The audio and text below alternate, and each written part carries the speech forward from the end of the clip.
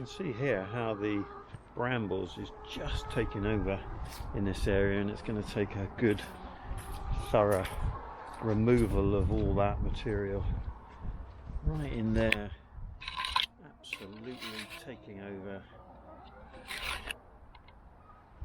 an enormous bramble bush and really getting in the way.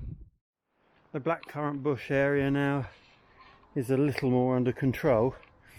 I've got an awful lot of work to do in there pruning, but spending just half an hour taking out the brambles has given me a lot better access and a good chance to get the job done when it needs pruning, which won't be long now.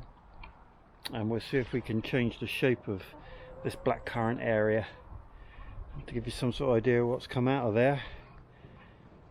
That's the bramble that was beginning to take over and pretty much destroy the area.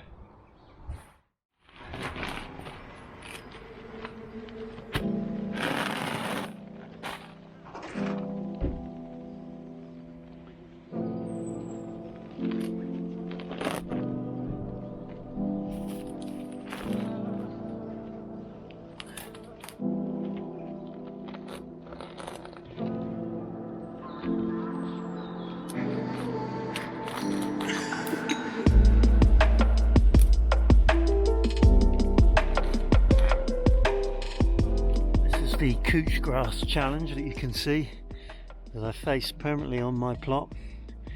It's growing under the mulch and into the polytunnel, and I need to pull it out from its source, keep control of it.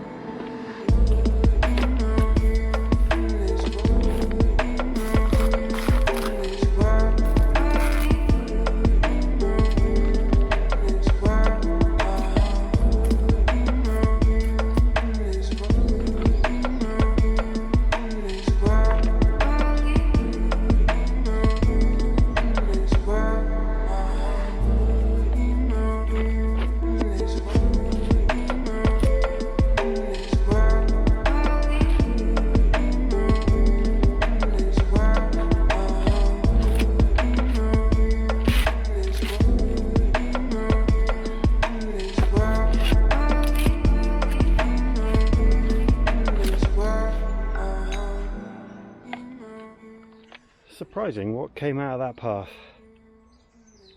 Doesn't matter how hard you try, health and safety on the allotment really important. I try to cover all the canes with a cap to make sure I don't headbutt the top end of a cane, and here I was clearing the area around the hedge and a branch sticking out hits me, so just take care.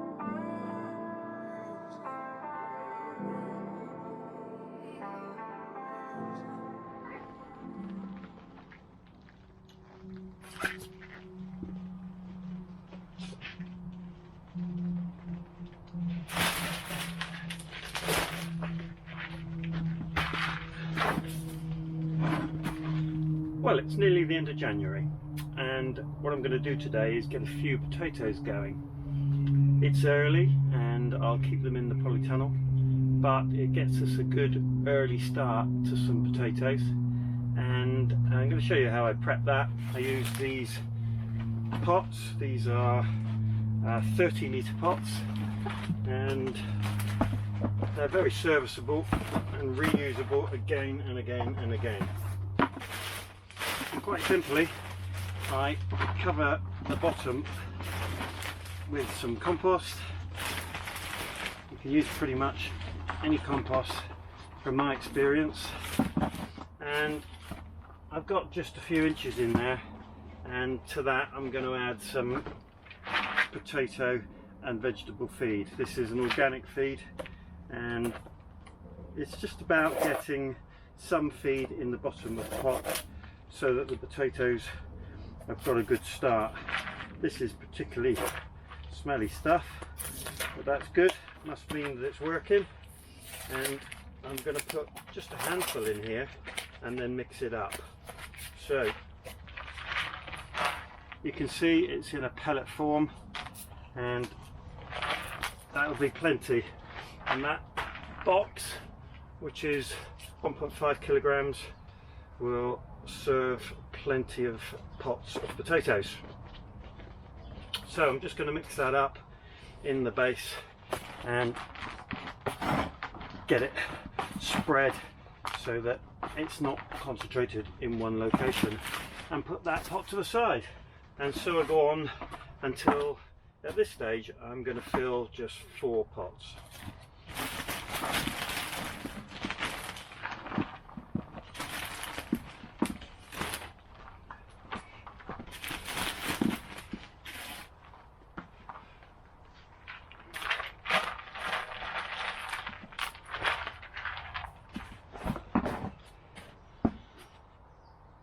I think it's too early to do this, but I'm still going to do it. I enjoy the fact that I might be able to get some potatoes early. There's a bit of risk. Charlotte, which is what I've chosen because I had such great success last year, is actually a second early, and therefore it's probably not the right time to do this. However, we're going to go ahead, see what we can do, and take pleasure in experimenting, and that's part of the fun of the garden.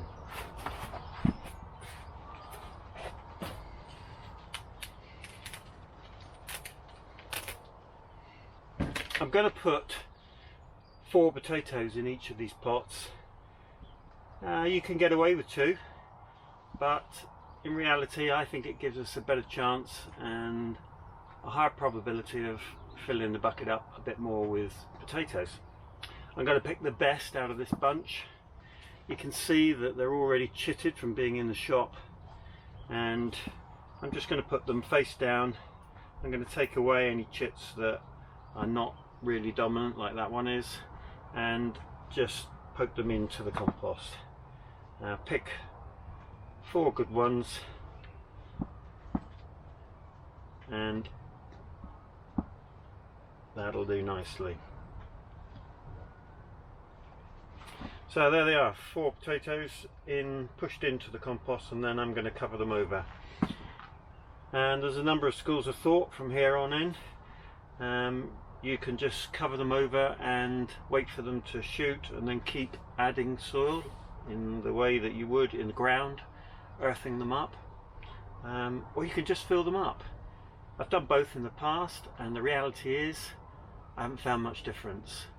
So I adopt the fill up the bucket approach purely on the basis that it's straightforward, gets the job done, and I don't have to keep going back to them. And I'll do the rest of these buckets, fill them up, and take it from there.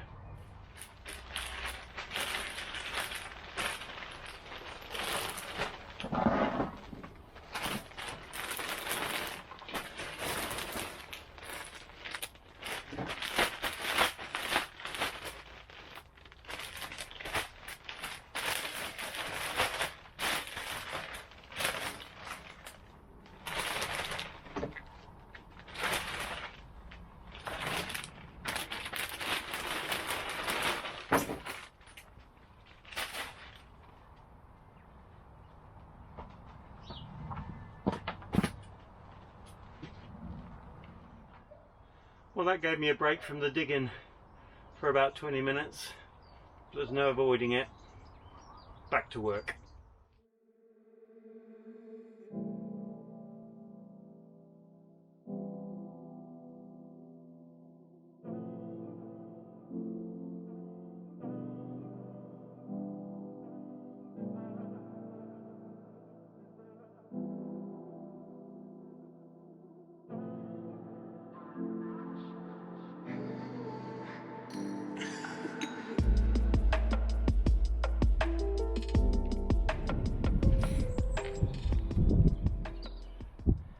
Plenty more to do.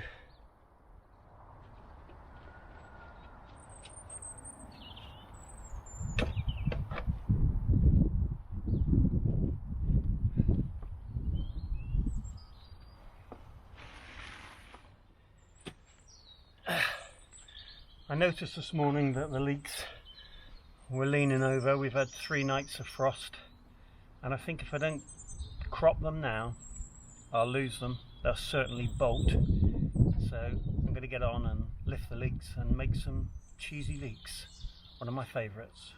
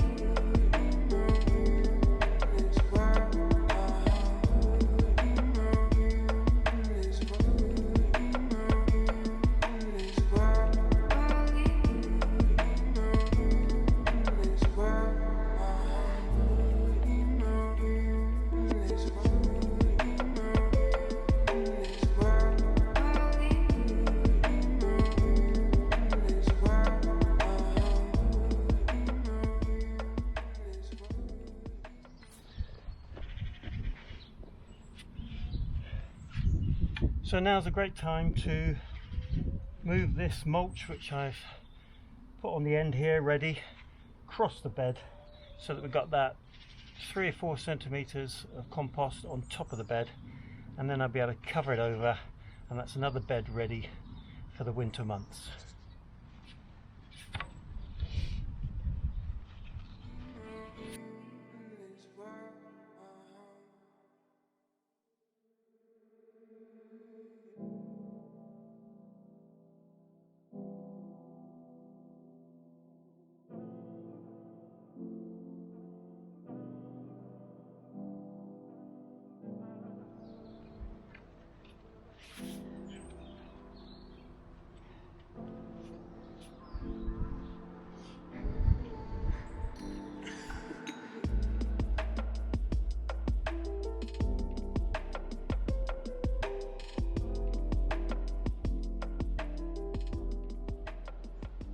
Cheesy Leeks. 1 for tea, 6 for the freezer.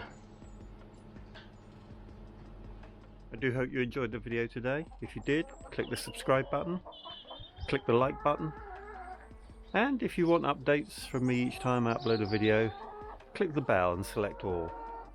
I do hope you have a great day. Diolch yn fawr.